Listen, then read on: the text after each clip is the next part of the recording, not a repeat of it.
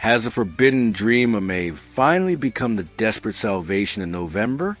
6 months ago, the Toronto Maple Leafs reportedly offered the moon for defenseman Rasmus Ristolainen, only that Flyers GM Danny Briere slammed the door in Brad Treliving's face.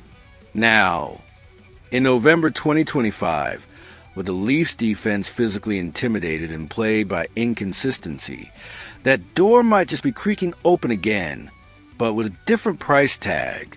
A new wave of recent rumors, fueled by analyst proposals and Puckpedia data, suggests the Leafs are poised to make a second run at the Philadelphia Flyers' Finnish hammer.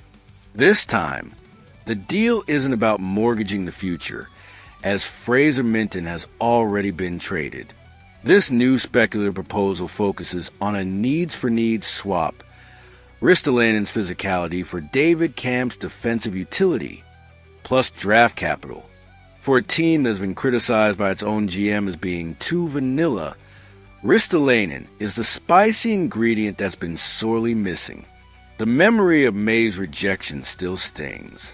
The Leafs were reportedly obsessed with Ristolainen, offering a massive package. The Flyers' refusal was rooted in the belief that a healthy Ristolainen would be worth even more. Fast forward to November, and Ristolainen has recovered from his triceps injury and is logging heavy minutes in Philadelphia, proving his health. The Leafs' need for him is even more pronounced now. Toronto's defense, despite the acquisition of Brandon Carlo, continues to lack a certain nastiness. Carlo is technical, Ristolainen is violent. With Chris Tanev's recent injury, the desperate need for a right-shot defenseman who clears the net front with authority has become critical once again. The trade scenario circulating now is far more pragmatic than the May offer. The Leafs would receive Rasmus Ristolainen, who carries a $5.1 million cap hit through 2027. In return, the Flyers would get David Kampf, with his $2.4 million cap hit and a 2027 second-round pick. Financially, this trade works because it addresses cap and roster issues for both sides. For the Leafs, shedding David Kampf's contract, which has become somewhat redundant with the rise of other defensive centers and the pressing need for scoring, opens up crucial cap space and a roster spot. Absorbing Ristolainen's $5.1 million is hefty, but if the Flyers retain a small percentage, or if the Leafs move another smaller contract like Kaye Jarnkrok, the numbers align. For the Flyers, they gain a valuable draft asset and a second-round pick for a player who isn't part of the long-term core of their rebuild, centered around Matvei Michkov and company. Kampf, meanwhile, offers him a veteran defensive center that John Tortorella would undoubtedly love to coach.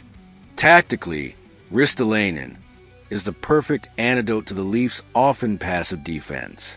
He consistently leads his teams in hits. In an Atlantic division where you face the Tkachuks and the Pastrnaks, having someone who physically punishes opponents is absolutely vital. Ristolainen is also a penalty kill specialist. The Leafs' shorthanded unit has been inconsistent. His reach and aggression would be an immediate upgrade. He could even form a thunder and lightning pair with Morgan Reilly, allowing Reilly to jump into the rush, while Ristolainen demolishes anyone who dares to venture near the defensive zone. Craig Berube, known for his heavy hockey style, will be the biggest beneficiary.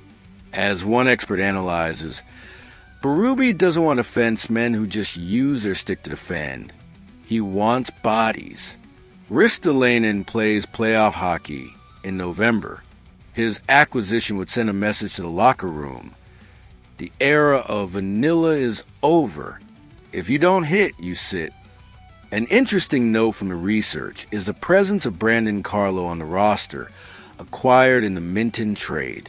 Some rumors even suggest the Leafs might flip Carlo to make room for Ristolainen. That would be a shocking admission of error.